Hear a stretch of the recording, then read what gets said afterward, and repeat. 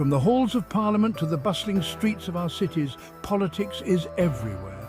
From democracies to military juntas, political systems shape our nations and our futures. But what makes these systems different? How do they impact our lives? That's what we're going to explore today. Let's dive into the 14 types of governance shaping countries across the world. Let's start with a system most of us are familiar with, democracy. In its purest form, democracy means rule by the people. In a direct democracy, citizens vote directly on laws and policies. Think ancient Athens or modern-day Switzerland. Then we have representative democracy, where citizens elect representatives to make decisions on their behalf. Think of the United States, India, Germany. One key pillar of a functioning democracy is free and fair elections. It also requires a robust system of checks and balances and an engaged citizenry. It's messy, dynamic, and requires constant vigilance, but it aims to represent the will of the people. Now, let's talk about republics, often used interchangeably with democracy, but there's a subtle difference. In a republic, the government's power is held by the people and their elected representatives. The head of state is not a monarch, but a president elected by the people. Think of the United States, France, or South Africa. Republics can take on many forms, like presidential republics or parliamentary republics. The core idea is limiting the power of any one individual and ensuring authority rests with the people. It's about balancing power and protecting individual rights. Let's step back in time and talk about monarchies, where power is held by a king or queen. Monarchies come in different forms. Absolute monarchies like Saudi Arabia, where the monarch has absolute power. Constitutional monarchies like the United Kingdom, where the monarch's role is largely ceremonial. These monarchies can function as stable democracies. The key is the balance of power and the protection of individual rights. Monarchies can be complex and less enchanting than fairy tales suggest. Time to dive into communism, a system that has sparked both admiration and criticism. Communism envisions a classless society with collective ownership of the means of production. In practice, communist states have often struggled to live up to these ideals. Countries like China, Cuba, and North Korea have adopted different forms of government and economic policies. Communist states often concentrate power in a single party, leading to authoritarianism. The idea of communism has been interpreted and implemented in various ways, with a complex history. Let's talk about socialism, often confused with communism, but with key differences. Socialism focuses on government regulation of the economy and providing essential services. Think of countries like Sweden, Norway, and Finland. They have market economies with robust social safety nets and universal healthcare. Critics argue socialism stifles innovation and creates dependency. The debate over the role of government in the economy is ongoing and complex. Socialism aims for a more equitable distribution of wealth while promoting social justice. Let's move on to dictatorship, not known for its commitment to democratic values.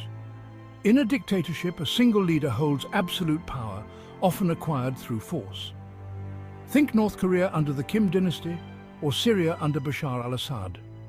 Dictatorships maintain power through control of the military, media, and use of fear and violence. It's a system that prioritizes the survival of the regime over citizens' fundamental rights. Theocracy, rule by divine right. In a theocracy, religious leaders hold political power and govern according to religious laws. Examples include Iran, Vatican City, and Saudi Arabia. There's often no clear separation between religious and state authority. Religious texts serve as the basis for lawmaking, blurring lines between doctrine and policy. This can lead to discrimination against religious minorities or provide a strong sense of national identity. The relationship between religion and politics is complex and varied. Oligarchy, rule by the few. In an oligarchy, a small group holds most of the political and economic power. This elite group might be distinguished by wealth, family ties, or military control. Identifying a pure oligarchy can be tricky, as they often operate under other systems. Russia is often cited as an example, with power concentrated in the hands of wealthy oligarchs. Oligarchies maintain power through control over key industries, corruption, and suppression of dissent. They prioritize their own interests over the needs of the wider population. Anarchy, the absence of order. Anarchy is about the rejection of unjustified hierarchy and living without rulers. True anarchy is rare and usually temporary, like Somalia in the early 1990s. Anarchists advocate for direct democracy and community self-governance. Critics argue anarchy is utopian and impractical, leading to chaos and violence. Anarchy challenges traditional forms of government and hierarchy. It's a system that believes in voluntary cooperation and the rejection of centralized authority.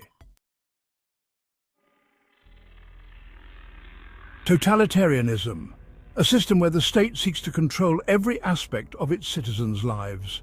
Think of Nazi Germany, Stalin's Soviet Union, or present-day North Korea. These regimes rely on extreme censorship, mass surveillance, and state-sponsored terror. Totalitarian regimes use propaganda and fear to maintain control and eliminate threats.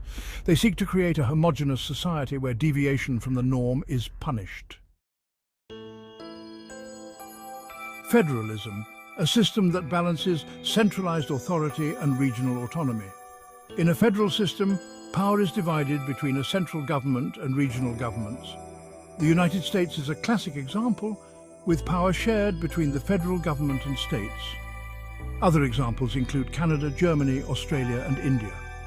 Federalism prevents the concentration of power and allows for regional diversity.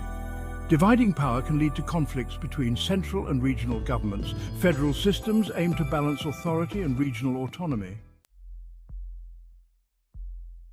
Confederations, a system where independent states form a loose union. The central government in a confederation has limited power compared to member states. The Confederate States of America is a historical example. The European Union is a modern example, with elements of both a confederation and a federation. Confederations can be fragile due to the strong sense of independence of member states. They often come together for defense, trade, or diplomacy. Tribalism, a form of social and political organization based on loyalty to a tribe or ethnic group, found in parts of Africa, Asia, and among indigenous communities in the Americas.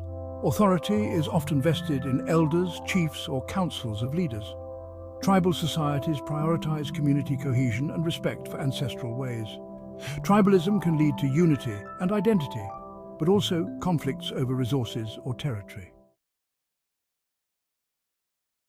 Military junta, a form of authoritarian rule where military officers seize power. Examples include Myanmar and Thailand. Military juntas justify their actions by claiming to restore order or combat corruption. In practice, they often suppress civil liberties and rule with an iron fist. They prioritize maintaining power over addressing the needs of the people. From the freedoms of democracy to the strict controls of totalitarianism, political systems influence everything around us. They dictate how our societies are structured and how our lives are shaped. The system you live under could be the difference between having rights and freedoms or facing persecution. It's the difference between access to quality education and healthcare or struggling in a rigged system. As the world evolves, so do these systems, with new ideas emerging and old ones challenged. Which of these systems do you think offers the best governance? Which one resonates most with your values and aspirations?